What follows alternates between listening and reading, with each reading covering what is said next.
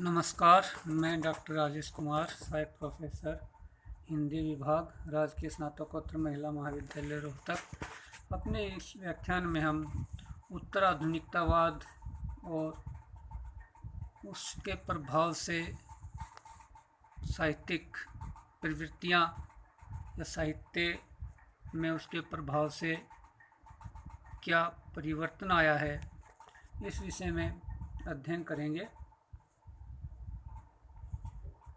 इस व्याख्यान के पश्चात आप उत्तराधुनिकता की अवधारणा एवं इसके स्वरूप से परिचित हो सकेंगे। उत्तराधुनिकतावाद की क्या सीमाएं हैं, इसे भी आप जान सकेंगे। हिंदी साहित्य पर उत्तराधुनिकतावाद के प्रभाव को और इसके कारण जो साहित्य की जो प्रवृत्तियां उभर कर आई हैं, उन्हें आप समझ सकेंगे। सबसे पहले हम एक जनरल सा, एक साधारण, एक सामान्य सा इसका परिचय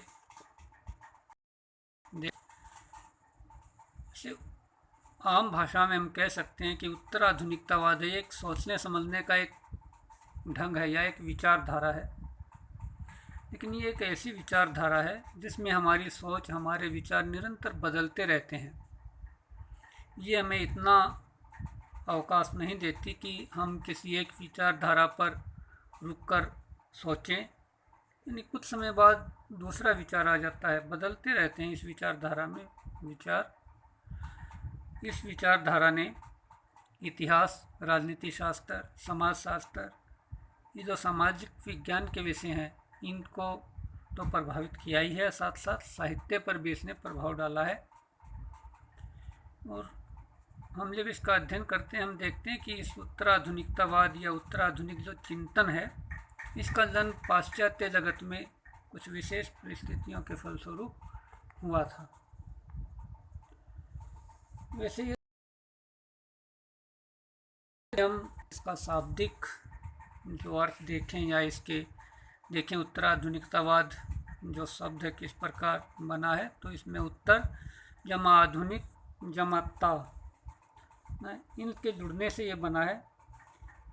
इसका आधुनिकता का इसमें जो अर्थ है वह हम कह सकते हैं कि जो चीज़ आधुनिकता से संबंधित होती है, मॉडर्न जिसे कहते हैं, वह आधुनिक होती है। और उत्तर का अर्थ होता है बाद वाला, और आधुनिकता के साथ ता प्रत्यय लग जाता है तो ये एक भाववाचक संज्ञा बन जाती है। और वाद यानी एक चिंतन की पद्धति, एक विचारधारा। तो इसका मतलब आधुनिकता के बाद के चिंतन की एक पद्धति है ये, ना, जो यानी ऐसी विचारधारा, ऐसी चिंतन पद्धति जो आधुनिक युग के से भी बाद की है। तो हम आगे ये भी देखेंगे कि आधुनिक युग कब से माना जाता है और उससे पहले का कैसे युग माना जाता है। इन सब पर विचार करने के बाद हम इसको थोड़ा सा और स्पष्ट ढंग से समझ सकेंगे। वैसे जो ये उत्तराधुनिकतावाद जो एक ये पदबंध है, इसका सबसे पहले प्रयोग जॉन बर्थ ने 1967 में कला के संदर्भ में किया था। फ्रांस की क्रांति जो 1967 में हुई थी, उसके बाद देरिदा एक ऐसे ही एक वो चिंतक थे, इसके माने जाते हैं, उत्तराधुनिकतावाद के चिंतकों में आते हैं। मिशेल फूको हैं, ल्योतार हैं और फ्रेडरिक जेम्सन हैं। ये कुछ ऐसे विचारक हैं जिन्होंने इस विचारधारा को आगे बढ़ाया, इसका विकास किया, इसको स्पष्ट किया या अपने मत के अनुसार इसको व्याख्या करके और इसको आगे बढ़ाया।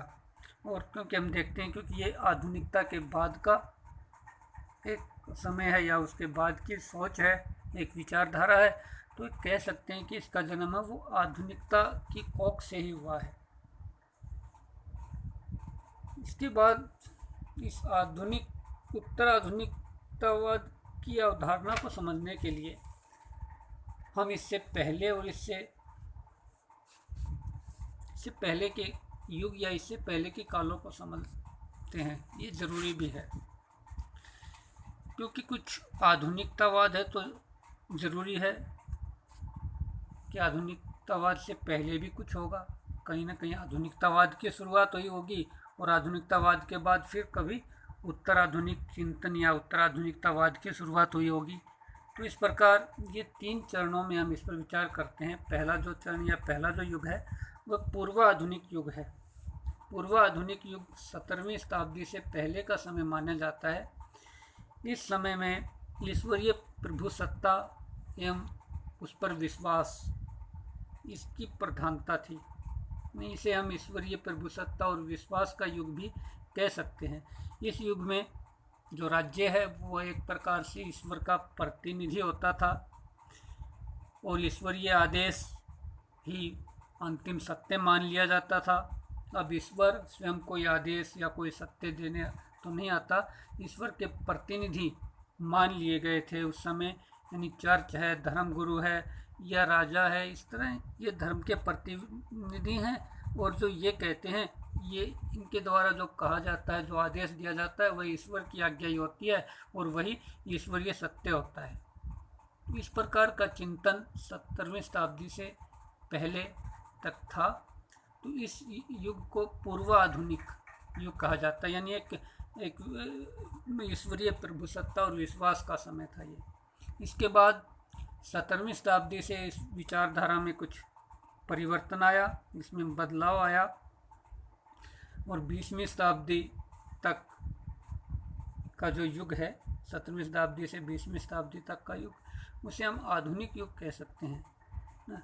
यह युग है बुद्धि और विवेक की इस युग में बात की जाने लगी। विवेक युक्त वैज्ञानिक चिंतन, समस्याओं का वैज्ञानिकता के साथ समाधान, तो इसे हम एक प्रकार से, क्योंकि विवेक और तर्क और बुद्धि और विज्ञान की बात होती है, तो इसे हम एनलाइटमेंट का युग कहते हैं, प्रकाश का समय। इससे पहले का जो पूर्व आधुनिक समय है वो एक अंधकार का समय कहा जा सकता है। तो आधुनिक युग में आकर जो चिंतन है वो अंधकार से और प्रकाश की तरफ आता है। तो ऐसा युग है, इसमें सत्य और विवेक यानी सत्य तक जो पहुंचा जाता है, सत्य तक पहुंचने या उसे जानने का जो रास्ता वो विवेक है, तर्क है और एक वैज्ञानिक चिंतन है। इन्हीं के द्वारा सत्य तक पहुंचा जा सकता है, ऐसी मान्यता इस युग में रही है। जो विवेक, तर्क और विज्ञान के ज्ञान को जब तक हम प्राप्त नहीं करते, तब तक इस युग में मान्यता थी कि तब तक हम बौद्धिक नहीं हो सकते। यानी हमें बौद्धिक होने के लिए विवेक, तर्क और विज्ञान का ज्ञान प्राप्त होना आवश्यक है। इस युग में विचारक हुए फ्रांसिस बेकन। उनके विचारों से ही इस आधुनिकतावाद को प्रश्रय मिला या वो विकसित हुए। फ्रांसिस बेकन का मानना था कि जो ईश्वरीय आदेश है, जो पूर्व आधुनिक युग में जो कहा जाता था, जैसे ईश्वरीय आदेश या ईश्वरीय प्रभुसत्ता की बात होती थी, तो बेकन ने कहा कि ईश्वरीय आदेश है वह ईश्वर का आदेश नहीं है, वह तो किसी एक व्यक्ति का ही आदेश या चिंतन या उसी की विचारधारा है। ये सब की विचारधारा नहीं है, ये एक व्यक्ति विशेष की ही विचारधारा है ना। तो इसलिए इस एक व्यक्ति विशेष की विचारधारा को मानने से बेकन जैसे विचारकों ने इनकार कर दिया और उन्होंने कहा कि उसी विचार, उसी सत्य या उसी तथ्य को स्वीकार करें जो विवेक, तर्क और बुद्धि की कसौटी पर कसा जा सके। तो ये समय आधुनिक युग कहलाता है। अब इसके बाद 20वीं शताब्दी में आकर धीरे धीरे इस विचारधारा का भी पतन हुआ और एक नई विचारधारा उत्पन्न हुई। तो उनका मानना रहा इस उत्तराधुनिक युग के जो चिंतक रहे या जिन्होंने इस विचारधारा को एक प्रकार से विकसित किया, तो वे कहने लगे कि विवेक और तर्क और वैज्ञानिक चिंतन ये सब तो ठीक है, लेकिन ये विवेक, तर्क और वैज्ञानिक चिंतन के आधार पर जो सत्य निर्धारित कर दिया जाता है वह किसी एक व्यक्ति का ही होता है, अंतिम नहीं होता। तो दूसरा व्यक्ति उसे क्यों माने? किसी एक व्यक्ति के तर्क, उसके विवेक या उसके ज्ञान के आधार पर जो सत्य स्थापित किया गया है, जो धारणा स्थापित की गई है, जरूरी नहीं कि दूसरे व्यक्ति की धारणा भी वही हो, तो जरूरी नहीं कि दूसरा व्यक्ति भी उसे माने। तो इसलिए हर व्यक्ति अपने विवेक और अपने तर्क के आधार पर अपनी व्याख्या प्रस्तुत कर सकता है, अपनी समझ वह विकसित कर सकता है, और उस समझ के आधार पर वह सत्य तक पहुंचने का अपना अलग रास्ता चुन सकता है, अपना अलग रास्ता बना सकता है ना। क्योंकि किसी एक व्यक्ति की बौद्धिकता या किसी एक व्यक्ति के चिंतन को सबका चिंतन नहीं माना जा सकता। तो प्रत्येक व्यक्ति स्वतंत्र है अपना अलग तर्क और अपने विज्ञान के आधार पर अपना सत्य गढ़ने के लिए या अपनी धारणा बनाने के लिए। तो कहते हैं कि सत्य के हैं वो अनेक रूप होते हैं, कोई एक सार्वभौमिक सत्य नहीं होता। प्रत्येक व्यक्ति अपने सत्य को खुद प्राप्त करे, अपने सत्य का अन्वेषण स्वयं करे। कोई सत्य एक ही नहीं है, कोई ऐसी सार्वभौमिक वस्तु नहीं है जो सबको स्वीकार हो, ऐसा कोई सत्य नहीं है।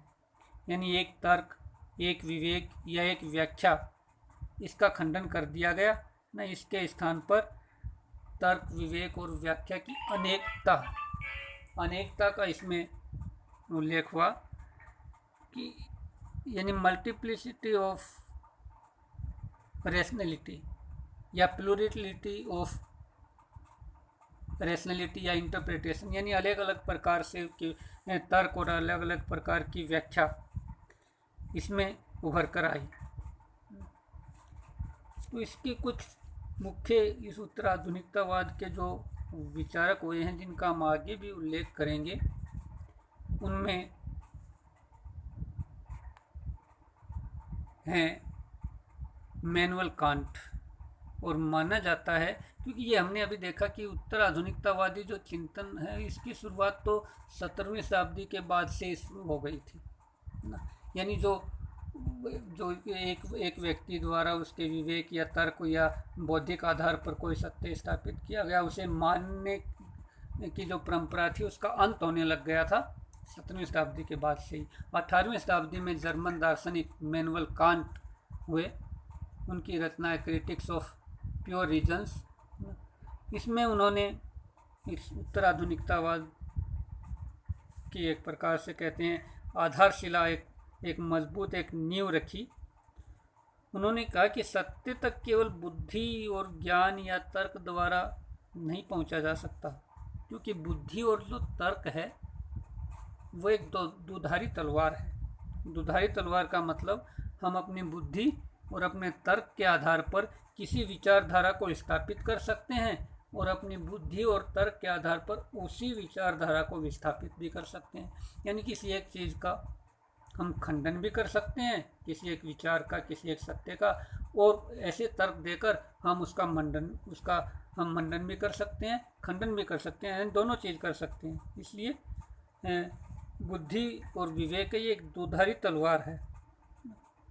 और उन्होंने आगे कहा कि प्रत्येक व्यक्ति है वो एक प्रकार का चश्मा लगाकर इस संसार को देखता है। ये चश्मा संस्कारों का चश्मा है, उसके परिवेश का चश्मा है, उसके संस्कृति का चश्मा है या उसके ज्ञान का चश्मा है। तो इसलिए प्रत्येक व्यक्ति को ये संसार अलग अलग प्रकार से दिखाई देता है। जैसे जिसने नीले रंग का चश्मा लगा लिया उसे नीला ही दिखाई देगा, जिसने लाल रंग का चश्मा लगा लिया उसके लाल ही दिखाई देगा।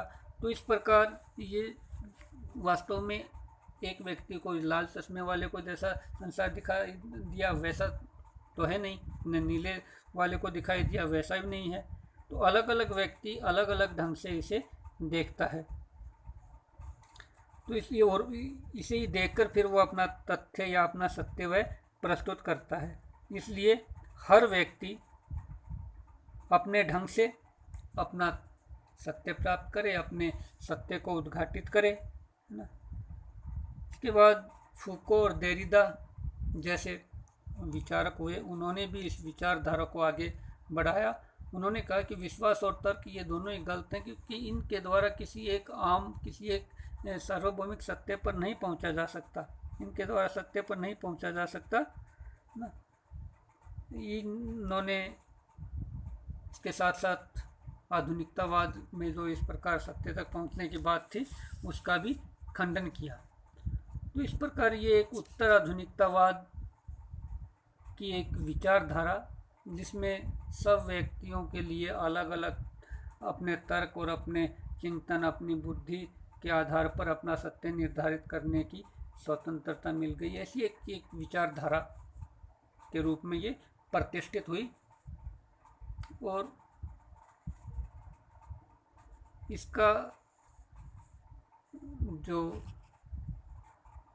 विकास है पूरी तरह से वो फिर 20वीं शताब्दी के 6-7वें दशक में आकर हुआ। इसका हम अध्ययन करेंगे आगे। तो हम पहले ये देख लेते हैं कि क्योंकि हम साहित्य के संदर्भ में उत्तर आधुनिकता को समझना चाहते हैं, तो कुछ इसमें कुछ ऐसे तत्व हैं इसके जो इस समझ में हमारे लिए एक प्रकार से विरोध पैदा करते हैं। कि उत्तर आधुनिक चिंतकों में से कोई भी साहित्यकार नहीं है। इनमें से कोई इतिहासकार है, कोई दार्शनिक है, कोई राजनीति का विद्वान है, ऐसे हैं ना। तो इसलिए इन्होंने कोई ऐसा साहित्य नहीं रचा कि वो एक ऐसा मॉडल, एक ऐसा आदर्श या ऐसा प्रतिरूप बन सके कि जिसके आधार पर हम कह सकें कि ये है उत्तर आधुनिक साहित्य, आदर्श उत्तर आधुनिक साहित्य। तो ऐसा कोई प्रतिरूप नहीं है कि इन्होंने ऐसा प्रतिरूप साहित्य का प्रस्तुत नहीं किया।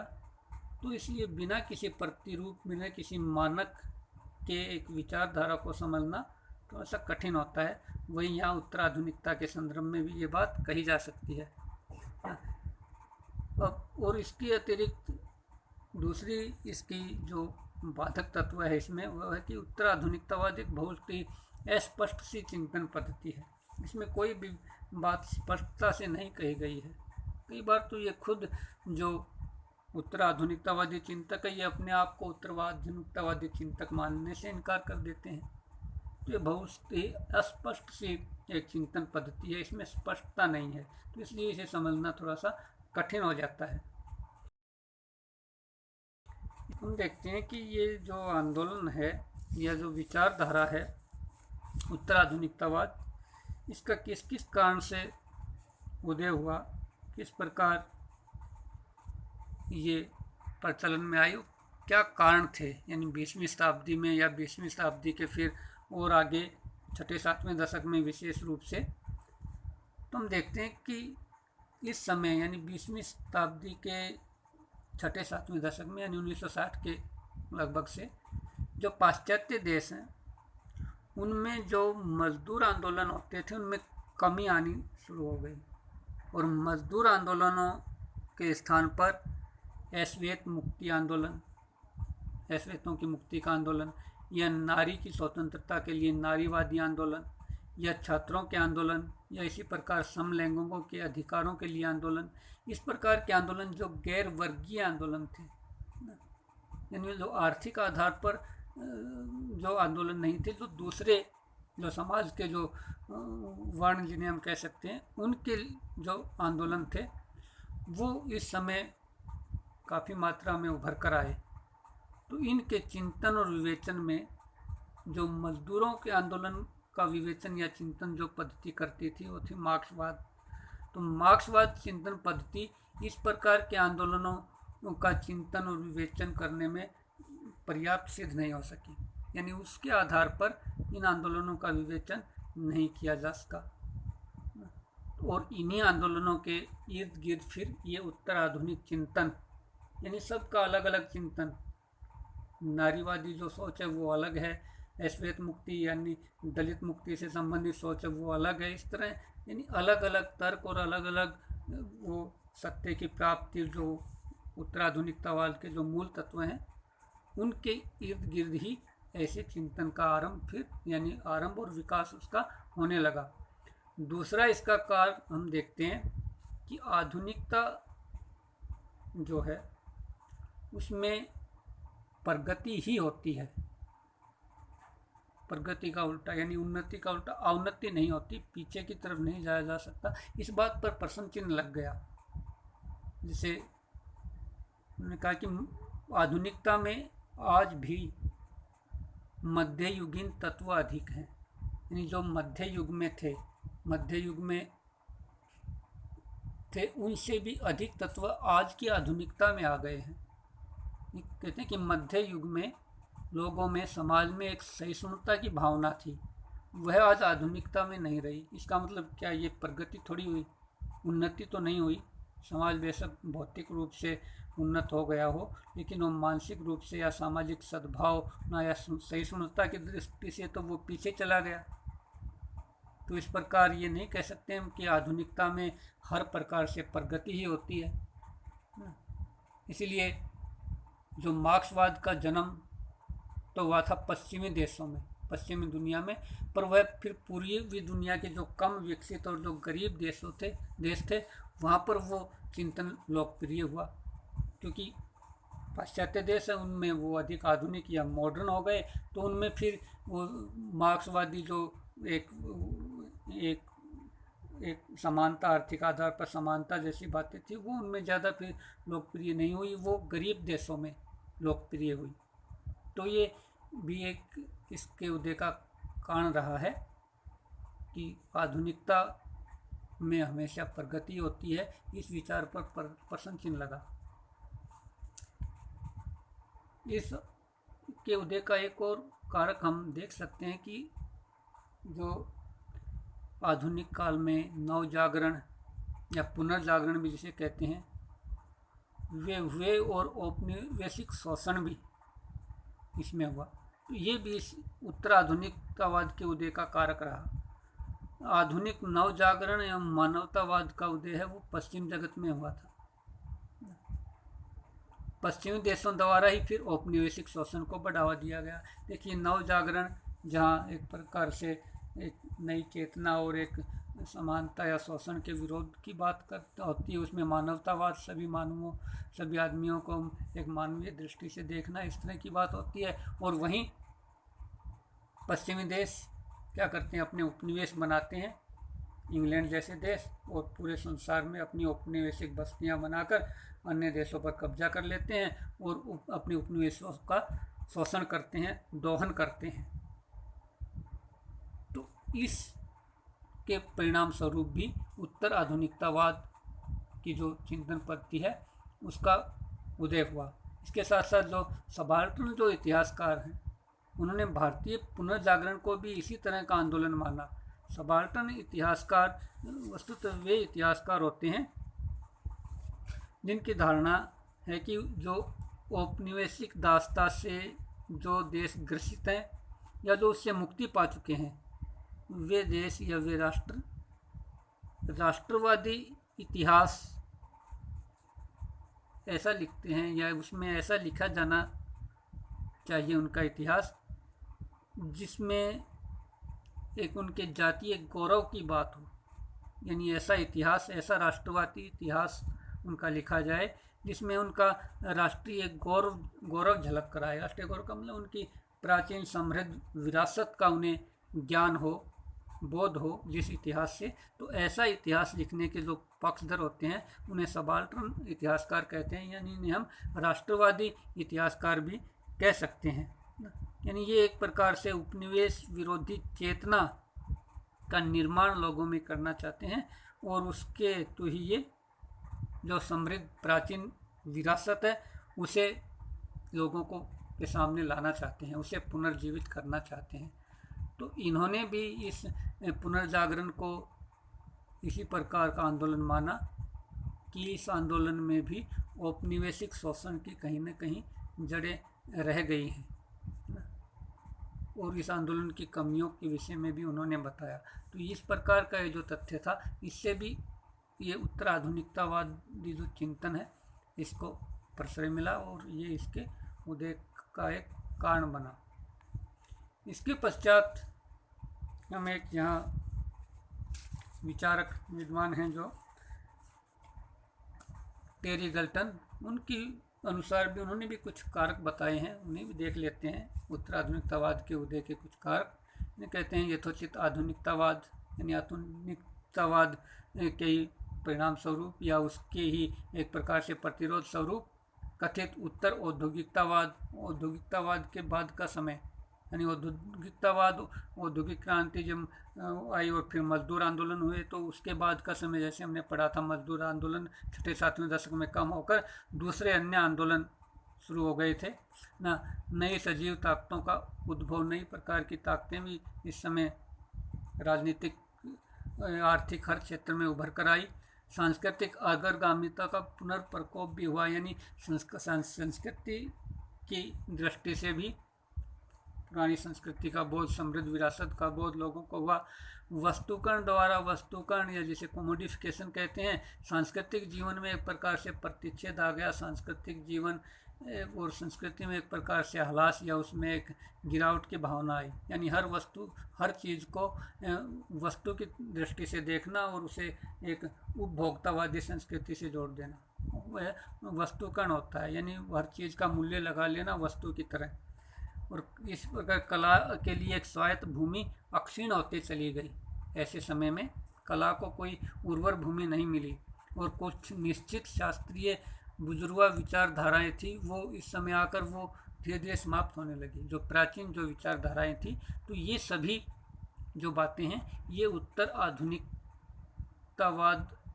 की जो विचारधारा है उसके स्रोत या उसके उदय के कारक बने, ऐसा इन विद्वान का मानना है। इसके पश्चात हम साहित्य के परिप्रेक्ष्य में इस उत्तर आधुनिकतावाद की जो प्रवृत्तियां हैं उनका एक प्रकार से इनका उल्लेख करते हैं, इनकी चर्चा करते हैं। तो हम पहले ही प्रवृत्ति देखते हैं कि उत्तर आधुनिकतावादी जो सोच है, जो विचारधारा है, उसमें भाषा में यथार्थ का अवलोकन और उसकी समझ, यानी वो एक समझ में आने वाली जो सभ्य भाषा होती है उसका विरोध दिखाई देता है। यानी सभ्य भाषा, समझ में आने वाली भाषा, उसका विरोध ये उत्तर आधुनिकतावाद करता है ना। ये भाषा में यथार्थ देखना चाहता है, बिल्कुल कटु यथार्थ जिसे कहते हैं, उसका अवलोकन भाषा में करना चाहता है। और ऐसी भाषा जो आसानी से समझ में आ जाए, तो एक सभ्य वर्ग की भाषा है, जिसे सुसभ्य या सुसंस्कृत भाषा कहते हैं, उसका ये विरोध करता है। इसके भी ये कारण बताते हैं, क्योंकि मिशेल फुको का मानना है, उनकी विचारधारा ऐसी है कि सभ्यता है वह पूरी की पूरी भाषिक संरचना से इस प्रकार प्रभावित होती है कि उसकी पकड़ से बाहर बहुत कम लोग रह जाते हैं, यानी सभी लोगों को अपनी पकड़ में वो ले लेती है। अगर आप सभ्यता का निर्माण करते हैं तो स्वाभाविक तौर पर आप पागलों को क्या करते हैं, पागलों को आप पागल खाने में भेज देते हैं, उन्हें आप सभ्य समाज में नहीं रख सकते। अपराधी हैं उन्हें आप जेल में भेज देते हैं, अपराधियों को, और जो बीमार व्यक्ति हैं उन्हें आप हॉस्पिटल में या डॉक्टरों के पास भेज देते हैं। तो इस प्रकार आधुनिक सभ्यता है, ये अपने विरोधियों को मध्य युग की अपेक्षा अधिक घनघोर रूप से प्रताड़ित करती है। मध्य युग में बेशक ऐसे लोग समाज में रह लेते हों या उनके सुधार के बाद वो समाज में रहने के लायक हो जाते होंगे उस समय, लेकिन आज की सभ्यता है वो इस प्रकार के जो लोग हैं उन्हें बिल्कुल हाशिए पर भेज देती है, सभ्यता से उन्हें अलग कर देती है। और भाषा के भीतर भी ऐसा होता है, यानी सभ्य भाषा भी ऐसे लोगों को अपना जो क्षेत्र है उससे बाहर निकाल देती है। उदाहरण के लिए यदि हम किसी को जंगली कहते हैं तो जंगली कहने भर से ही वह सभ्यता से बाहर निकल जाता है। सभ्यता का जो विमर्श होता है उसमें हम उसको फिर शामिल नहीं करते, उससे बाहर निकल जाता है। और फिर जिसे हमने जंगली ही कह दिया, जंगली सिद्ध कर दिया, तो उसके साथ हम कैसा भी आचरण करें वो ठीक है, कहेंगे तो जंगली है, इसके साथ तो ऐसा जंगलियों जैसा ही व्यवहार किया जाना चाहिए। तो इस प्रकार ऐसे शब्द ना जो ये सभ्य भाषा गढ़ देती है, ऐसी भाषा बना देती है जिससे कुछ व्यक्ति हाशिए पर पहुंच जाते हैं। तो इस बात का ये विरोध करता है ये उत्तराधुनिकतावाद। तो कहते हैं कि इसी प्रकार यानी भाषा के भीतर एक दमन होता है, और ये एक वास्तविक दमन से भी ज़्यादा खतरनाक दमन है ना। ऐसी भाषा से बाहर यानी सभी कुछ ऐसी सभ्य भाषा में आ जाता है, और ऐसी सभ्य भाषा से अलग क्या रहता है या तो कोई पागलों की भाषा है, पागलों का रोना चिल्लाना है ना। या साथ साथ ये कहते हैं कि कवि की समझ में न आने वाली उक्तियां ही इस सभ्य भाषा से बाहर रहती हैं। तो इसलिए ये इस भाषा को भी, जो सभ्य भाषा से बाहर की भाषा है ना, जो समझ में न आने वाली भाषा है, उसका ये समर्थन करते हैं, और जो सभ्य भाषा है, समझ में आने वाली भाषा है, उसका ये विरोध करते हैं। इसके साथ साथ ये भी कहते हैं क्योंकि जो समझ में आने वाली जो भाषा है वह पूंजीवाद के माध्यम से भाषा पर एक ऐसा उत्पीड़न थोप देती है, ऐसा फूको का भी मानना है।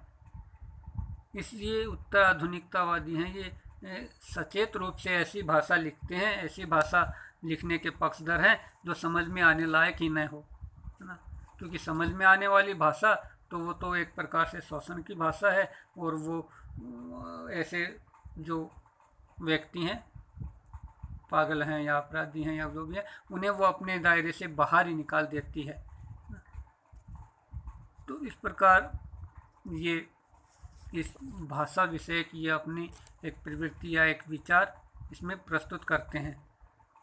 और इस साहित्य का जब हम उत्तराधुनिकतावादी परिप्रेक्ष्य में मूल्यांकन करते हैं तो उसके लिए ये अबुझ या समझ में न आने वाली जो भाषा है, इसको समझने के लिए ये उत्तराधुनिकतावाद हमें हमें एक सहारा देता है, हमें एक अस्त्र प्रदान करता है कि ये जो अबुझ या समझ में न आने वाली जो भाषा है, ये ऐसे व्यक्तियों की भाषा होगी जिन्हें सभ्यता से बहिष्कृत कर दिया गया है। फिर हम सोचते हैं कि ये किस समुदाय की भाषा है, ये कहीं उन्हीं लोगों की भाषा है जिन्हें सभ्यता से बहिष्कृत कर दिया गया है। तो भाषा के विषय में ये एक प्रवृत्ति हमें उत्तराधुनिकतावादी साहित्य में परिलक्षित होती है। उत्तराधुनिक, यही जो हमने अभी कहा है उदाहरण, उत्तराधुनिकतावादी जो चिंतक है भाषा में इसके साथ साथ शिष्टता या सभ्यता जो मैंने बताया उसे दमनकारी भाषा मानते हैं, उसके पक्षधर नहीं है, उसका साहस विरोध करते हैं। और जो वास्तव में जो वास्तविक जो अनुभूत जो यथार्थ है, जिसका अनुभव वास्तव में हुआ है, उसकी सटीक अभिव्यक्ति के लिए वैसी ही भाषा होनी चाहिए। सभ्य भाषा वो बेशक न हो, वैसी ही यथार्थ भाषा हो। अब इसका उदाहरण, क्योंकि जो दलित लेखक हैं उन्होंने अपनी आत्मकथाएं लिखी हैं, बल्कि अपनी जो अनुभूत सत्य है उसके आधार पर कहानियाँ लिखी हैं, आत्मकथाएं लिखी हैं, तो उनमें उन्होंने अश्लील शब्दों का प्रयोग किया है, उन्होंने उन गालियों का प्रयोग किया है जो उन्हें दी जाती रही हैं, तो उन्हें भी वो लिख देते हैं। तो उनका मानना है कि जो ही आप सभ्य भाषा में लिखते हैं, तो सभ्य भाषा में लिखते समय आप इन गालियों को नहीं लिख सकते, इन अश्लील शब्दों को नहीं लिख सकते, उन अपशब्दों को नहीं लिख सकते जो दलित वर्ग के लिए प्रयोग किए जाते रहे हैं समाज में। जो दलित वर्ग को गालियाँ दी जाती रही हैं, उन गालियों को आप सभ्य भाषा में नहीं लिखते ना।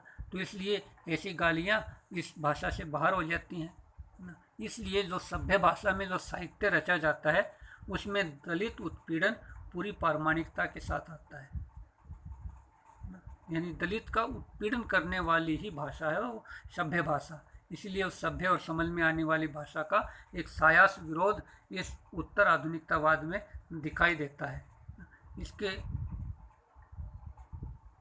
लिए यदि इसी भाषा विषयक जो प्रश्न है, जो बात है, उसी से संबंधित दूसरी प्रवृत्ति जो उत्तर आधुनिकतावाद की आती है निकल कर, कहते हैं कि पुराने लेखकों पर प्रश्न चिन्ह लगाते हैं कि पुराने लेखकों की भाषा वो सभ्य भाषा है, और वो जो सभ्य भाषा है उसमें स्त्री और दलित जैसे जो वर्ग हैं उनका ये दमन करती है सभ्य भाषा। उदाहरण भी देते हैं कि प्रेमचंद और धूमिल जैसे जो लेखक हैं उनके लेखन में स्त्री और दलित विरोधी भाषा का प्रयोग हुआ है। इसीलिए कुछ आलोचकों ने, कुछ विद्वानों ने प्रेमचंद को सवर्णों का मुंशी कह दिया कि ये तो सवर्णों की हिफाजत ही करते, सवर्णों का ही पक्षधर करते लेते हैं। बेशक इनके साहित्य में किसान शोषण या मजदूर शोषण या ऐसी चीज़ें हैं, लेकिन भाषा इनकी वो दलित के लिए या जो एक मजदूर के लिए या जो जैसी भाषा प्रयोग की जाती रही है, जैसी गालियाँ दी जाती रही हैं, वैसी भाषा का प्रयोग इन्होंने नहीं किया। तो इसलिए ये ऐसे प्रेमचंद धूमिल जैसे जो लेखक हैं उन पर भी ये एक प्रश्न चिन्ह लगा देते हैं। इसके बाद हम अगली प्रवृत्ति देखते हैं इस उत्तराधुनिकतावाद की। तो ये कहता है कि जो विभिन्न अस्मिताएं हैं उनके दृष्टिकोण से साहित्य लेखन किया जाना चाहिए। विभिन्न अस्मिताओं के दृष्टिकोण से साहित्य लेखन को ये प्रश्रय देता है।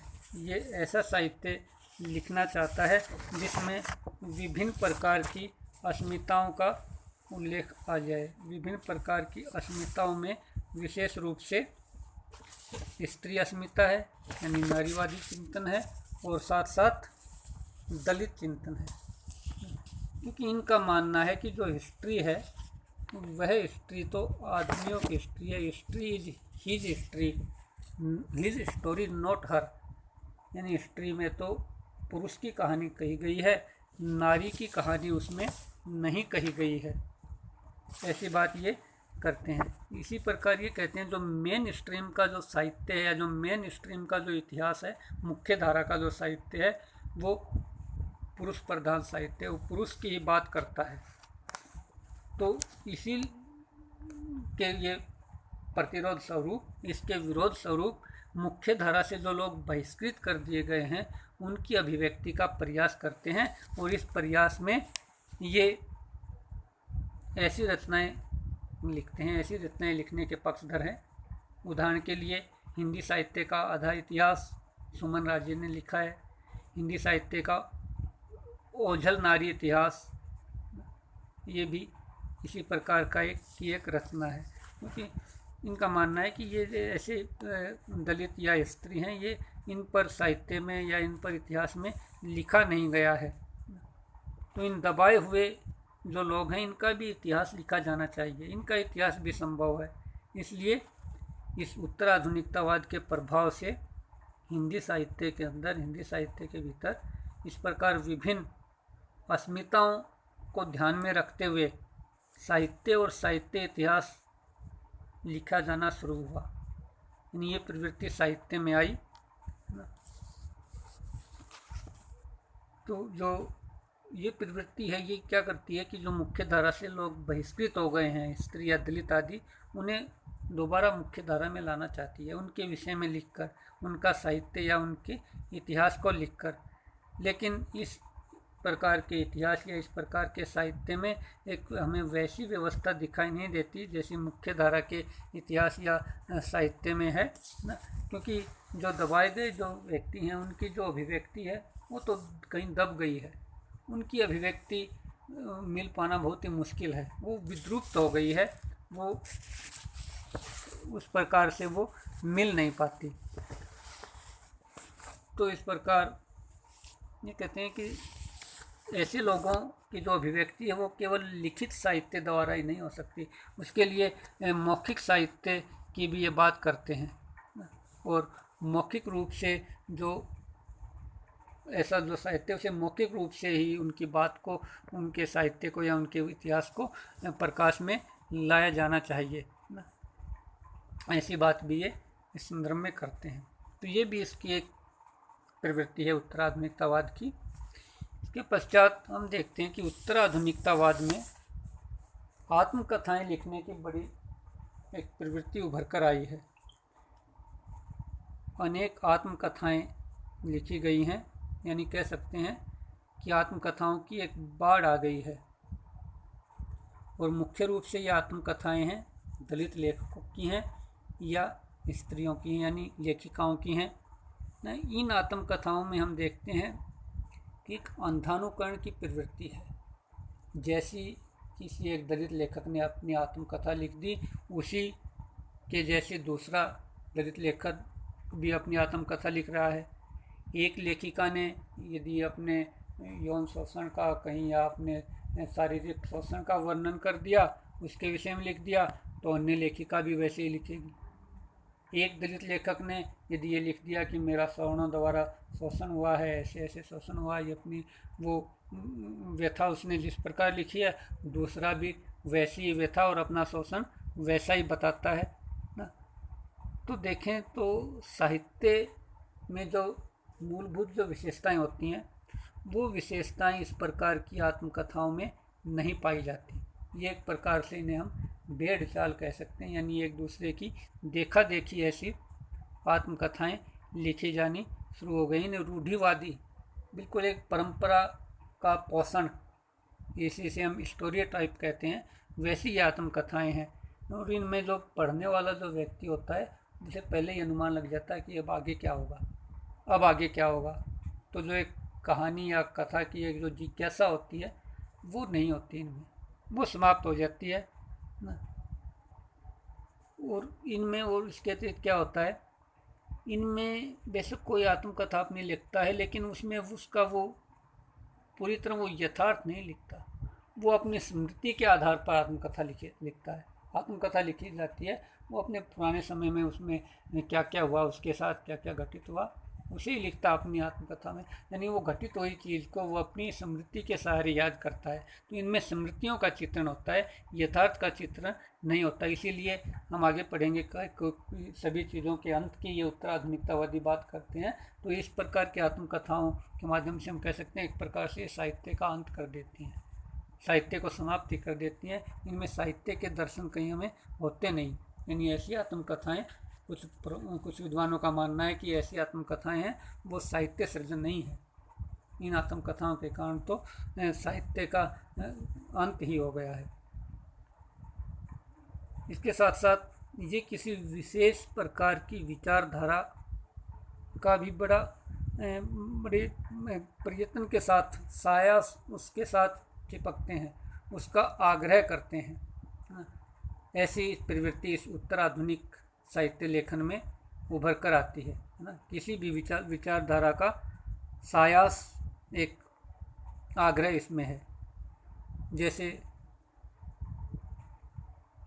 दलित के विषय में ही, तो ऐसा लिखने पर क्या होता है, यथार्थ तो है वो दब जाता है, यथार्थ गौण हो जाता है। आप किसी एक विशेष विचारधारा के आधार पर जब आप लिखोगे तो क्या होगा कि यथार्थ को आप नहीं लिख पाओगे, आप उसी विचारधारा के तले दब जाओगे और उसमें बस वो संस्कृति या उनकी जो एक प्रकार से उनसे संबंधित संस्कार जो हैं वही उभर कर आते हैं। तो इस प्रकार के जो लेखन है, ये विशेषकर दलित आत्मकथा और स्त्री आत्मकथाओं का जो हमने उल्लेख किया है, उसके संदर्भ में ही ऐसी विचारधारा से ग्रसित हो जाते हैं ये लेखक, ये लिखने वाले एक विशेष विचारधारा को ही अपना लेते हैं। लेकिन फिर इस लेखन की ये कमी है कि इस लेखन को पढ़कर या इस प्रकार की आत्मकथाओं को पढ़कर आप आज के दलित या आज की स्त्री की स्थिति को नहीं समझ पाते, क्योंकि इनमें उनके यथार्थ का वर्णन तो होता ही नहीं है, उनकी बस संस्कृति का ही इसमें चित्रण होता है, यथार्थ का नहीं होता। और इस तरह का जो साहित्य होता है उसमें एक आलोचना की जो प्रवृत्ति होती है उसका भी अभाव होता है, यानी आलोचनात्मक दृष्टिकोण इसमें नहीं अपनाया जाता। और ऐसा साहित्य है वो किसी प्रकार का, जो कहते हैं कि साहित्य एक प्रकार से सामाजिक परिवर्तन का एक अस्त्र है, तो ऐसा साहित्य उस परिवर्तन का अस्त्र नहीं बन सकता, यानी वो समाज में परिवर्तन नहीं ला सकता ना। ऐसा साहित्य तो केवल हम कहते हैं कि एक वो मांग और एक सप्लाई का साधन बन जाता है, यानी जैसी मांग होती है वैसी आत्मकथा, वैसा साहित्य लिख दिया जाता है। जो अर्थशास्त्र का नियम है उसके आधार पर, डिमांड एंड सप्लाई के सिद्धांत के आधार पर ऐसा साहित्य प्राय लिखा जाता है ना। इस साहित्य में यही है कि साहित्य है ऐसा साहित्य वो जीवन को, उसके यथार्थ को आपके सामने दोबारा से सृजित नहीं कर पाता। तो ऐसी प्रवृत्ति इस उत्तराधुनिकतावाद के कारण साहित्य में दिखाई देती है। अगली प्रवृत्ति हम देखते हैं इसमें, अगला जो हम विवेचन कर सकते हैं कि इस उत्तराधुनिकतावाद के फलस्वरूप एक उपभोक्तावादी संस्कृति का जन्म हुआ है, और उस उपभोक्तावादी संस्कृति के परिणाम स्वरूप ही जो साहित्यिक पत्रिकाएं हैं वो अनेक प्रकार के विशेषांक निकालने लगी हैं। जैसे स्त्री विशेषांक है, दलित विशेषांक है, या समलैंगिकों से संबंधित कोई विशेषांक निकाल दिया साहित्यिक पत्रिका का, या किन्नर विशेषांक, या एक पत्रिका ने फांसीवाद विरोधी विशेषांक निकाला था।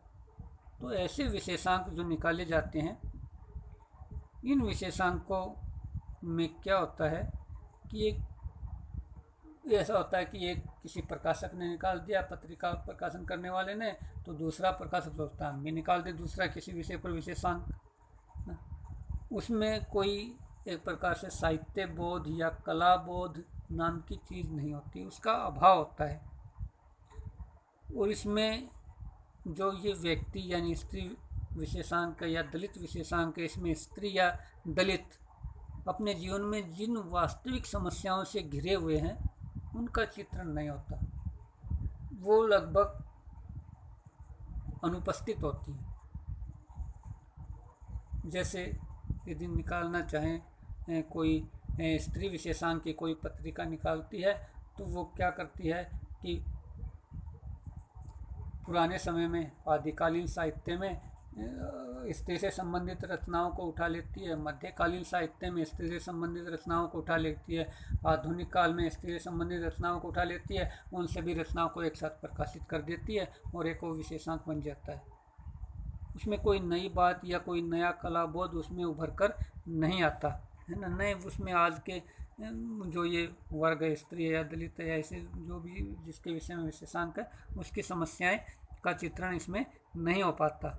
इनमें क्या होता है, उस व्यक्ति को तो एक प्रकार से हाशिए पर ढकेल दिया जाता है ना, और केवल विषय ही इसमें स्थापित होता है, विषय ही इसमें मुख्य हो जाता है, व्यक्ति इसमें अपदस्थ कर दिया जाता है ना। इसे हम एक प्रकार से कह सकते हैं कि ये एक प्रकार से साहित्य से पलायनवाद है, या वही बात फिर आती है कि उत्तराधुनिकतावादी कहते हैं कि साहित्य का अंत है। तो इस प्रकार का जो विशेषांक आदि निकलते हैं उसमें साहित्य का अंत ही कहीं ना कहीं विद्वान जो प्रोफेसर हैं वो मानते हैं कि ऐसे विशेषांकों से साहित्य का अंत ही होता है, साहित्य का कोई भला या उसका विकास नहीं हो पाता। तो ऐसी भी ये प्रवृत्ति जो विशेषांक निकालने की प्रवृत्ति है, ये उत्तराधुनिकतावाद के कारण साहित्य में उभर कर आई है। इसके पश्चात हम देखते हैं कि इस साहित्य में, उत्तराधुनिकतावादी साहित्य के केंद्र में अब कोई एक सामाजिक परिवेश नहीं रहा, एक युग नहीं रहा, बल्कि उस युग की जगह एक स्थान ने ले ली है।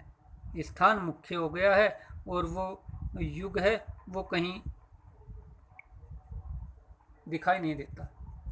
सार्वजनिक परिवेश के चित्रण के लिए के स्थान पर केवल निजी परिवेश का ही चित्रण उसमें होता है। उदाहरण के लिए जैसे जो प्रेमचंद की जो रचनाएं कफन है या गोदान है, उनमें तत्कालीन जो साम्राज्यवादी जो युग था, जो परिवेश था, वो पूरी तरह से उभर कर आया है और किसान मजदूर पर उस परिवेश का, उस साम्राज्यवाद का क्या प्रभाव पड़ता था, उसका बिल्कुल पारमाणिक चित्रण हुआ है। आज की रचनाओं में ऐसा साहित्य नहीं लिखा जाता, आज की रचनाओं में ऐसा युग का ऐसा पारमाणिक चित्रण हमें नहीं मिलता। ये केवल वही पीछे वाली बात है, केवल मांग और आपूर्ति के नियम के आधार पर ही साहित्य लिखा जाता है। इसके केंद्र में मुख्य रूप से क्या है, अब राजनीति आ गई है, स्थान आ गया है, राजनीति आ गई है, व्यक्ति भी इसके केंद्र में नहीं रहा और युग भी उसके केंद्र में नहीं रहा। अनुभव रहित जो लेखक हैं वो भी साहित्य लिखते हैं, यानी उन्हें उस चीज़ की अनुभूति नहीं है और उस चीज़ पर वो लिखते हैं। उन विषयों पर यानी साहित्य लिखा जा रहा है जिन विषयों का लेखक ने कभी प्रत्यक्ष अनुभव नहीं किया। तो इसी परिप्रेक्ष्य में वो जो साहित्य के अंत की बात है वो उत्तराधुनिकतावादी कहते हैं, क्योंकि साहित्य इस प्रकार का ये इस प्रकार की प्रवृत्ति कुछ साहित्य में उभर कर आ गई है। इसके अतिरिक्त हम देखते हैं कि जो विभिन्न विषय हैं या जिन्हें हम विभिन्न अनुशासन कहते हैं, उनमें भी इस उत्तर आधुनिकता के कारण जो एक विभाजन होता था कि ये इतिहास है, ये साहित्य है, ये कोई अन्य विषय है, वो जो विभाजन है वो धुंधला हो गया है। विभाजक रेखा अक्षीण हो गई है। यानी साहित्य में इतिहास आने लगा और इतिहास में साहित्य, यानी साहित्य में इतिहास की घटनाओं को मूर्त करने की प्रवृत्ति का विकास हुआ है। यानी साहित्य में ऐतिहासिक घटनाओं का उल्लेख, उन्हें फिर कल्पना के सहारे उनको मूर्त कर देना। इसी प्रकार साहित्य के भीतर इतिहास को का समावेश करना, ऐतिहासिक रचनाएं लिखना या उस प्रकार से इतिहास को साहित्य में प्रविष्ट कर देना, इस प्रकार की प्रवृत्ति साहित्य के अंदर ये उभर कर आती है। उदाहरण इसका देते हैं एक प्रोफेसर कि राहुल सांकृत्यायन की जो रचना है यात्रा वृत्तांत, या जो एक प्रकार से इतिहास भी उसे कह सकते हैं, यात्राओं का जो इतिहास है, वोल्गा से गंगा। तो वोल्गा से गंगा एक ऐसी ही रचना है, उसे आप साहित्य कहें, इतिहास कहें या यात्रा वृत्तांत कहें, उसे क्या कहें ना। यानी इस प्रकार से साहित्य के भीतर इतिहास और इतिहास के भीतर साहित्य का प्रवेश हो गया है। अब इतिहास लेखन को भी साहित्य लेखन ही माना जाने लगा है ना। जबकि इतिहास में घटनाओं की, वही बताया, घटनाओं को मूर्त करने की प्रवृत्ति वो उभर कर आई है। ये भी इस उत्तराधुनिकतावाद के कारण साहित्य में आने वाली एक प्रवृत्ति है। अगली प्रवृत्ति हम देखते हैं, ये भी प्रमुख एक बात है कि जादुई यथार्थवाद। उत्तराधुनिकतावाद है वो जादुई यथार्थवाद का सृजन करता है।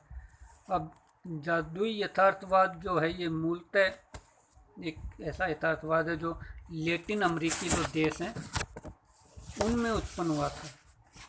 लैटिन अमेरिकी देश दक्षिण अमेरिका के देश हैं, पेरू है, वेनेजुएला है, चिली है, ग्वाटेमाला है, यानी ये लगभग 2 दर्जन से ज़्यादा देश हैं जिन्हें हम लैटिन अमेरिकी देश कहते हैं।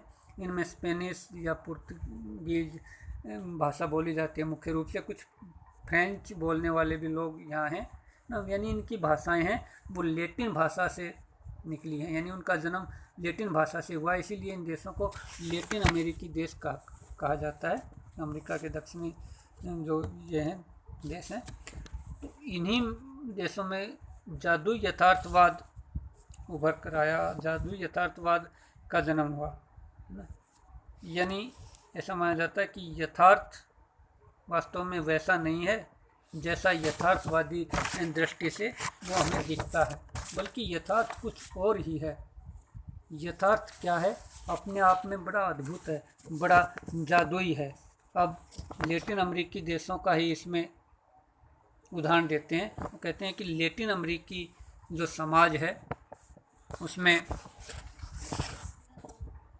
एक तरफ तो बहुत अधिक धनाढ्य संस्कृति है और दूसरी तरफ ऐसी संस्कृति है जो अंधविश्वासों में डूबी हुई है, जो बिल्कुल अविकसित है। यानी एक ही समाज में 2 प्रकार की संस्कृति, यानी वो दोनों यथार्थ हैं, यानी वो उसका जादुई यथार्थ है। यानी 2 प्रकार की जीवन पद्धति हमें एक ही समाज में दिखाई देती है। एक जीवन पद्धति हो अन्य अत्यंत उन्नत जीवन पद्धति है, अत्यंत उन्नत समाज है, और दूसरा है वो बिल्कुल एक पिछड़ा हुआ समाज, जिसे हम आदिम समाज कह सकते हैं, ऐसा है। तो इनकी जब एक साथ उपस्थिति दिखाई जाती है तो एक वो जादुई यथार्थ उभर कर आता है। इसका जो उत्तराधुनिकतावादी जो लेखक हैं, इस जादुई यथार्थ का एक प्रतिरोध भी इन्होंने किया है। जैसा भी इन्होंने अपनी एक कहानियों के माध्यम से कुछ यानी अन्य साहित्यकारों की कहानियों के माध्यम से इन उत्तराधुनिकतावादियों ने इस तथ्य को उभारा है उसका एक प्रतिरोध भी इन्होंने स्थापित किया है। जैसे उदाहरण दिया है एक में व्याख्याता ने इसका कि एक देश में एक देश के निवासियों से संबंधित एक जो रचना लिखी गई थी उसमें है वो देश के जो लोग हैं, जो निवासी हैं, वो पैसा कमाने के लिए कोई अपना उद्योग धंधा करते हैं, कोई काम करते हैं, लेकिन वो फिर पैसा तो कमा लेते हैं, लेकिन पैसा कमाने के बाद क्या होता है, उन्हें नींद आनी बंद हो जाती है, उनकी नींद ही गायब हो जाती है, यानी उन्हें एक प्रकार से भूलने की बीमारी हो जाती है फिर ना। तो यानी वो समाज वो फिर लोभ पर आश्रित हो जाता है, लोभ पर आधारित हो जाता है और फिर उसी संस्कृति में वो ढल जाता है और फिर अपना जो पुराना जो इतिहास होता है उस इतिहास को वो भूल जाता है। और ये जो एक प्रकार से जो जादुई यथार्थवाद है ये एक त्रासदी के रूप में सामने आता है ना। अनेक उपन्यासों में ऐसी इस जादुई यथार्थ का चित्रण हुआ है। भारतीय समाज में भी इसमें हम कहें तो भारतीय समाज में स्वाधीनता और स्वाधीनता के साथ ही विभाजन दोनों बातें एक साथ ही हुई थी। इन दोनों का जब चित्रण किया जाता है तो वो भी एक प्रकार से एक जादुई एक यथार्थ है, क्योंकि विभाजन भी एक ऐसी परिघटना है जिसे आसानी से भूला नहीं जा सकता। इस विषय में सलमान रश्दी के उपन्यास मिडनाइट चिल्ड्रन का उदाहरण प्रोफेसर गोपाल जी प्रधान देते हैं। वे कहते हैं कि इसमें भारतीय उपमहाद्वीप का इतिहास अत्यंत अविश्वसनीय ढंग से लिखा गया है। सलमान रश्दी का जो मिडनाइट चिल्ड्रन है उसमें यानी वो इसमें कहते हैं कि कुछ ऐसी एक कहानी है इसमें कि अंग्रेज़ों का शासन समाप्त होने के बाद भी जो भारतीय लोग हैं वो अंग्रेजी साँचे में ढल गए, उसी साँचे में रहना चाहते हैं।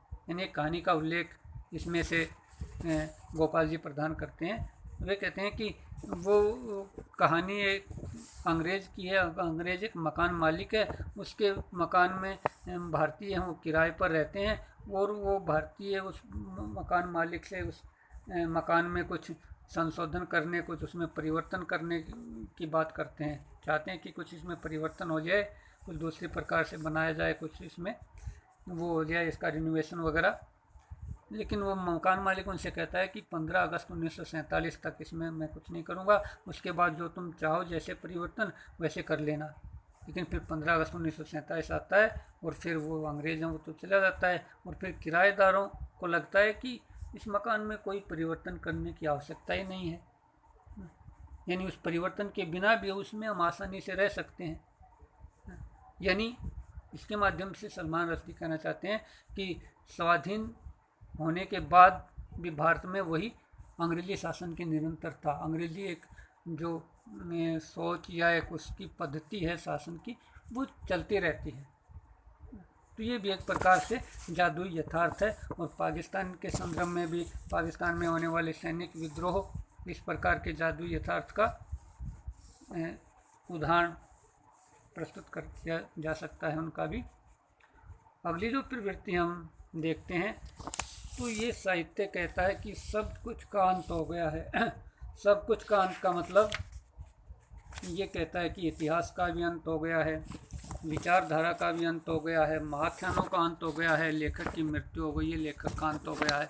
अब हम इन पर एक एक करके विचार करते हैं कि इतिहास का अंत फ्रांसिस फुको और फुकुयामा इनके द्वारा प्रतिपादित किया गया था ये विचार है ना। इस विचार के आधार पर पश्चिम का जो लोकतंत्र है वह अंतिम वस्तु है, यानी लोकतंत्र जो शासन पद्धति है वो अंतिम है, उससे अच्छा कुछ शासन पद्धति है ही नहीं, ऐसा विचार स्थापित हो गया है।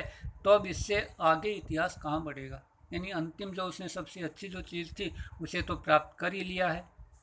तो इसीलिए कहा गया है कि इतिहास का अंत हो गया है, इतिहास का अंत, इसीलिए ये कहते हैं, उसका उल्लेख करते हैं। इसके साथ साथ हीगल के मत का भी उल्लेख इसमें फ्रांसिस फुकुयामा करते हैं। कहते हैं कि इतिहास है वो विचारों का होता है, घटनाओं का नहीं होता। प्राचीन समय में जो लोकतंत्र का विचार अवस्थित किया गया था वह विचारों के संदर्भ में अंतिम था। यानी वही लोकतंत्र, यानी चाहे पश्चिमी देशों का लोकतंत्र कह लीजिए, यानी लोकतंत्र का जो विचार था वह अंतिम विचार था। अब क्योंकि वो अंतिम था तो मनुष्यता उस अंतिम विचार से आगे कहाँ बढ़ेगी, उससे आगे तो बढ़ ही नहीं सकती ना। इस प्रकार वो विचार जो एक इतिहास था उसका अंत हो गया है, ऐसा इनका मानना है। इस प्रकार ये इतिहास के अंत की बात ये करते हैं। इसके बाद ये कहते हैं कि विचारधारा का भी अंत हो गया है। ये बात कहीं परिणामवाद से जाकर जुड़ती है। परिणामवाद की बात करते हैं कि संसार में ऐसे विचार अब मान्य नहीं है, या ऐसे विचारों का अब कोई स्थान नहीं रहा है जो संसार में परिवर्तन ला सके। जो वस्तु आज विद्यमान है उसे ये सत्य मान लेते हैं और उसे ही ये स्वीकार कर लेते हैं, उसे ये परिणामवाद का प्रभाव है और उसे ये स्वीकार कर लेना चाहिए जो वस्तु विद्यमान है ना। इनमें अब परिवर्तन नहीं हो सकता, यानी वो अंतिम चीज़ें ही हैं, वो ये सर्वश्रेष्ठ हैं या कुछ ऐसा ही है जैसा लोकतांत्रिक पद्धति है।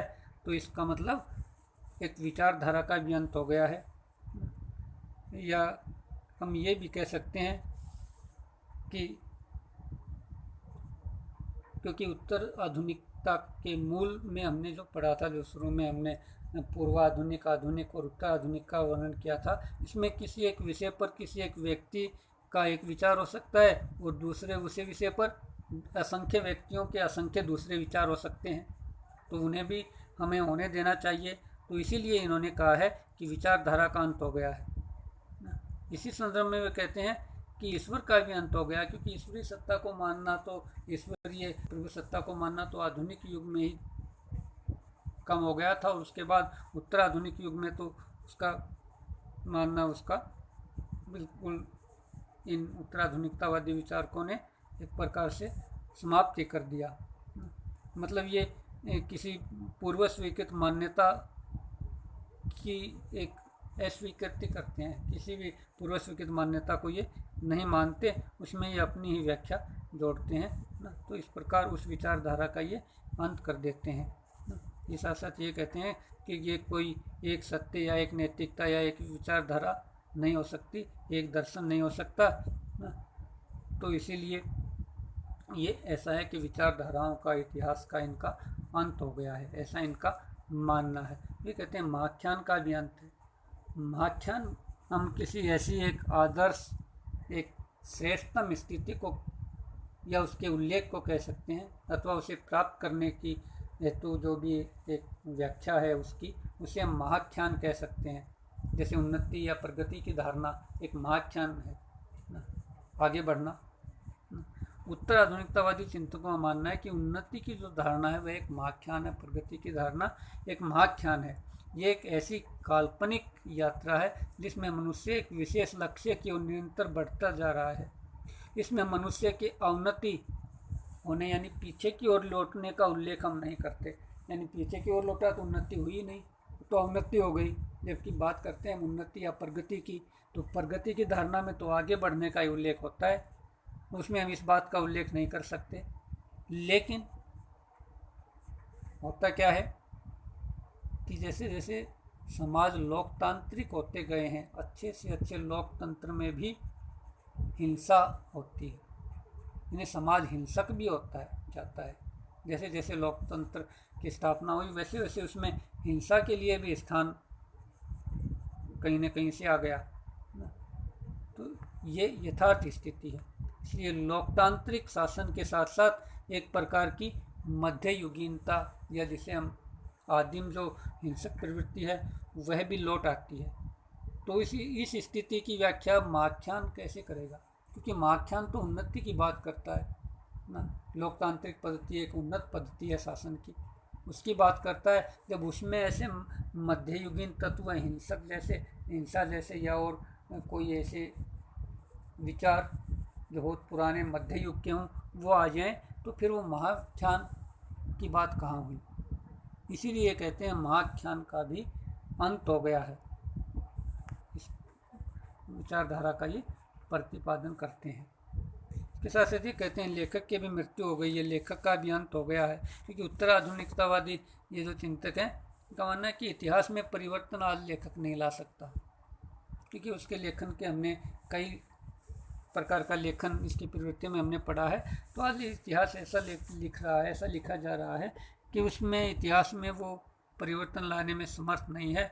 महाख्यान की सृष्टि भी नहीं, क्योंकि महाख्यान का तो अंत हो गया है, तो महाख्यान की सृष्टि नहीं हो सकती। तो उसमें लेखक कुछ नहीं कर सकता, महाख्यान नहीं रच सकता, समाज इतिहास में वो परिवर्तन नहीं ला सकता। तो इसका मतलब है कि एक कर्ता के रूप में, एक सामाजिक अभिकर्ता के रूप में साहित्य के साथ साथ उस लेखक का भी अंत हो गया है, लेखक की मृत्यु हो गई है, ऐसी ये बात करते हैं। तो निष्कर्ष रूप में हम इतनी व्याख्या के पश्चात हम एक तो ये कह सकते हैं कि ये जो विचारधारा है आधुनिकतावाद, उत्तराधुनिकतावाद की विचारधारा, इसकी एक दिक्कत, एक सीमा ये है कि ये अलग अलग व्यक्ति के मत, अलग अलग व्यक्ति के तर्क को ये स्वीकार करती है, सबका अपना सत्य होने की बात करती है। तो फिर सहमति कहाँ बनेगी? कहीं ना कहीं तो लोगों को एक मत होना पड़ेगा और कहीं ना कहीं तो सहमत होना ही पड़ेगा। यदि हर व्यक्ति असहमत होता जाएगा तो फिर समाज का निर्माण कैसे होगा? इस बात का ये कोई उत्तर नहीं देते ये उत्तराधुनिकतावादी चिंतक हैं, है ना। ये कि इतने विपरीत मतों को, इतने दृष्टिकोणों को किस प्रकार स्वीकार किया जा सकता है। यानी इस उत्तराधुनिकतावाद में हम देखें तो हर एक व्यक्ति के अलग मत और दृष्टिकोण की बात करते हैं, तो इसे स्वीकार करना लगभग असंभव है। तो ये उत्तराधुनिकतावाद के साथ की बड़ी एक ट्रेजेडी कह सकते हैं, या इसके समाधान इनके लिए बहुत बड़ी चुनौती है। तो इसीलिए ये कोई नैतिकता या एक सत्य, एक सार्वभौमिक विचारधारा, एक सार्वभौमिक नैतिकता या एक सत्य ये प्रस्तुत नहीं करते, एक दर्शन प्रस्तुत नहीं करते। और इसीलिए ये इस बार ये बात कहते हैं कि विचारधारा का और दर्शन का और साहित्य आदि का अंत हो गया है ना। तो इसीलिए हम देखते हैं कि आज की जो स्थिति है उसमें असहमतियाँ बहुत बढ़ गई हैं और असहमतियों को भी स्वीकार किया जाता है। प्रत्येक व्यक्ति अपने अपने मत का स्वतंत्र निर्धारण करता है और इससे क्या होता है, उसका मत तो निर्धारित हो, लेकिन समाज में अंतर विरोध बढ़ते हैं ना। फाइनल किसी अंतिम विचार को स्वीकार नहीं किया जाए तो फिर समाज किस विचार के आधार पर समाज का संगठन हो, समाज का इसकी स्थापना कैसे हो, ये एक बहुत बड़ी चुनौती इसके सामने आ जाती है। और इसमें विरोधाभास भी है फिर इन उत्तराधुनिक चिंतकों में, विचारकों में। ये उत्तराधुनिकतावादी को जब हम देखते हैं तो हम इनमें पाते हैं कि इनके विचारों में ये सभी क्या है, बहुत अधिक मार्क्सवाद के समर्थक हैं, जिन्हें कहते हैं उग्र वामपंथी हैं, मार्क्सवादी हैं, है ना। यानी ये बिल्कुल समाजवादी या मार्क्सवादी या रेडिकल लेफ्टिस्ट इन्हें कहा जा सकता है। दूसरी तरफ ये एक दृष्टिकोण को न मानने की बात करते हैं। अब सारे के सारे एक ही दृष्टिकोण को मान लेते हैं और वो दृष्टिकोण है मार्क्सवाद का।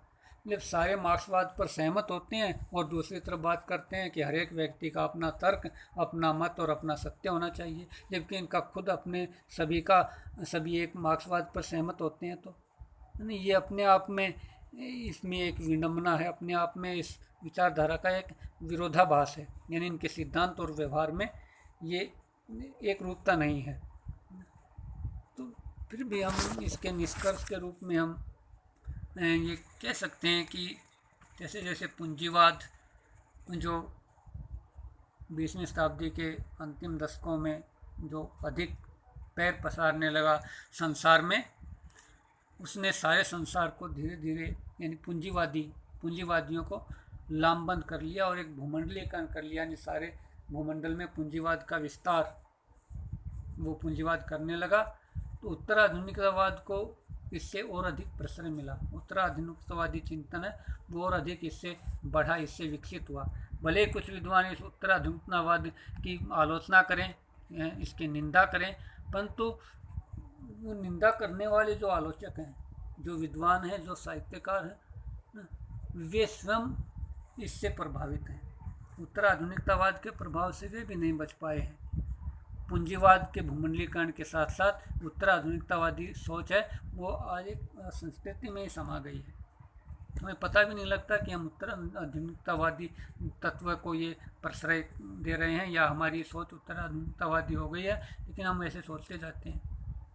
साहित्य के साथ साथ समाज में भी जो यौन विकृतियाँ हैं, जो व्यवस्था में जो अव्यवस्था है, यानी टूटन है, घुटन है, नैतिकताओं का हनन हो रहा है, मानव मूल्यों का पतन है, अनास्था की भावना, निराशा की भावना, अजनबीपन की भावना, महानगरीय बोध की भावना, फुहड़ता, अश्लीलता, नारी विषयक फुहड़ता है, अश्लीलता है, राजनीतिक दोगलापन है, दलित चेतना है, वर्ग संघर्ष आदि की जो प्रवृत्तियां हैं, ये जो साहित्य में भी आई हैं और समाज में भी, ये उत्तराधुनिकता के परिणाम स्वरूप ही आई हैं, ऐसा हम कह सकते हैं। उत्तराधुनिक जो चिंतन है, उसी विचारधारा, उसी चिंतन के प्रभाव से ये ऐसी प्रवृत्तियाँ समाज में भी आई हैं और साहित्य में भी आई हैं।